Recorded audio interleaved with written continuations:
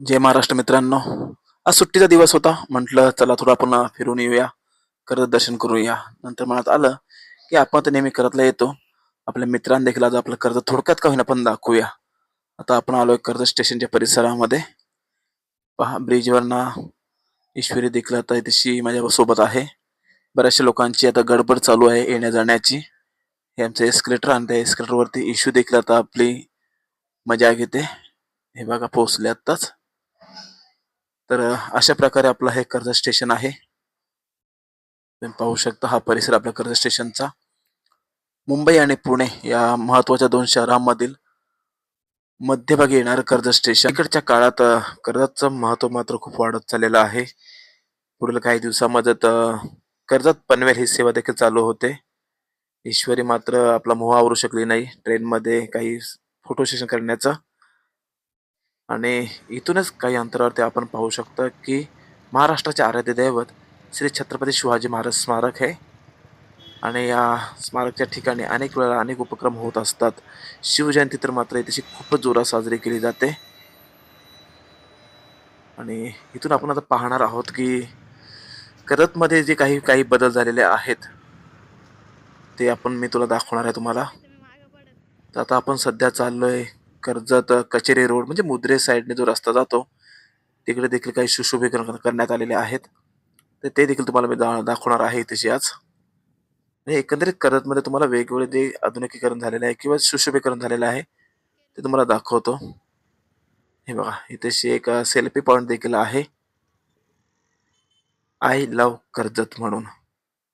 बरेच जण आले की इथेशी मात्र फोटो किंवा सेल्फी घेण्यापासून काही स्वतःचा मोह आवरू शकत नाहीत. मी देखील त्यातलाच एक. इथेच एक सेल्फी घेण्यासाठी गेलो होतो परंतु ईश्वरीने माझा त्याची थोडासा व्हिडिओ बनवला. थोडा पुढे आलो की इथेशी आपण छोटंसं गार्डन पाहतोय. हे पहा सुंदर गार्डन आहे रोडच्या बाजूनेच. स्वर्गीय लता मंगेशकर गार्डन म्हणून हे ओळखलं जातं.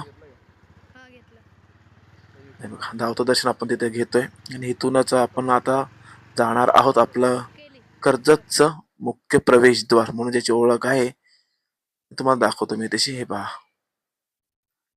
अशा प्रकारे आपलं मुख्य प्रवेशद्वार आहे. महाराष्ट्र भूषण तीर्थ स्वरूप डॉक्टर श्री नानासाहेब धर्माधिकारी प्रवेशद्वार कर्जत नगर परिषद. तर हे आहे आपलं मुख्य आकर्षण कर्जतचं प्रवेशद्वार.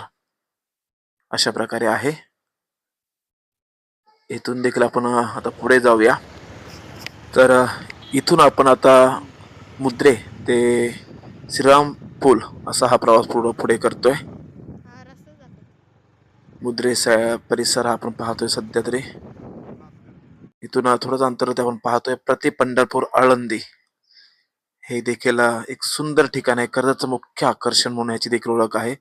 पाहू शकता तुम्ही विठुरायाची मूर्ती आहे तशी आणि त्याचा हा परिसर.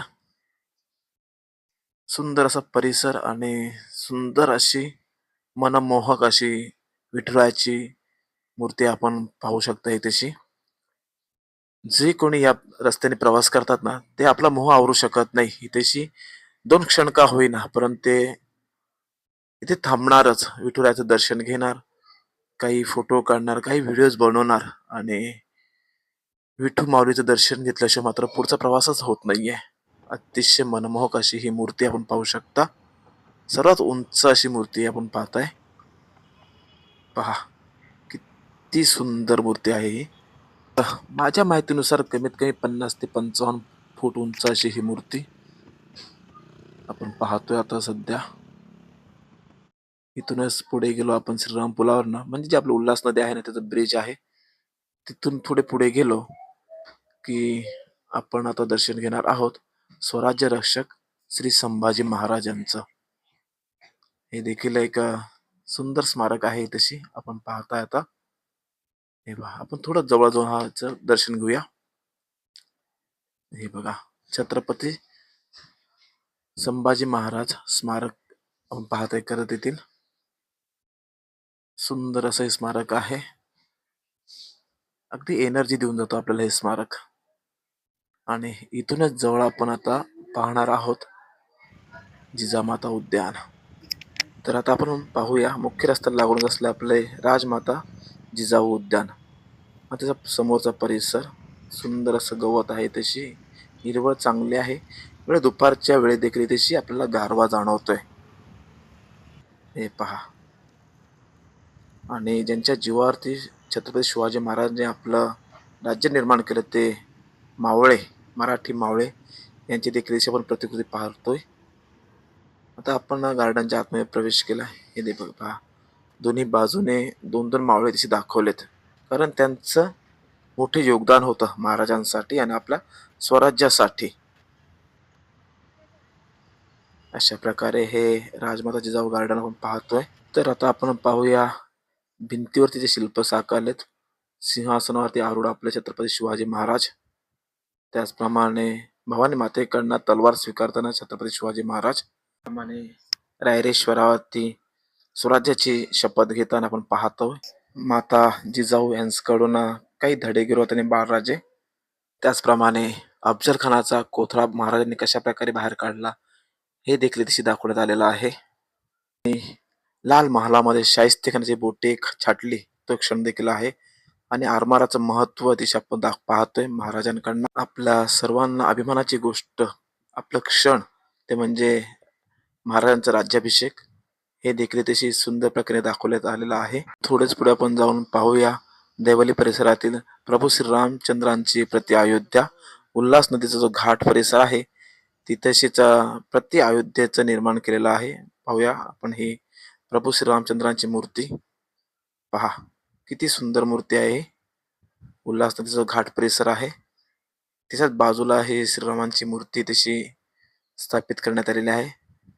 सुंदर असा हा देखावा आपण पाहतोय आणि सुंदर असा परिसर आहे हा. कर्जत परिसर हा निसर्ग समृद्ध आहेच, परंतु कर्जत शहरातील आपला प्रवेशद्वार असेल, विठुरायाची मूर्ती असेल, महाराज स्मारक असेल, राजमाता जिजाऊ उद्यान असेल, प्रभू श्रीरामचंद्रांची अयोध्या असेल, हे जे कर्जत शहरातील बदल आहेत हे तुम्हाला कसं वाटलं आमचं कर्जत हे नक्की आम्हाला कळवा. मित्रांनो, तुम्हाला ही आपले कर्जत ही जर व्हिडिओ आवडले असेल तर आपल्या व्हिडिओला नक्कीच लाईक करा, शेअर करा आणि निवृत्ती 4040 या चॅनलला सबस्क्राईब करायला विसरू नका. तोपर्यंत जय श्रीराम मित्रांनो.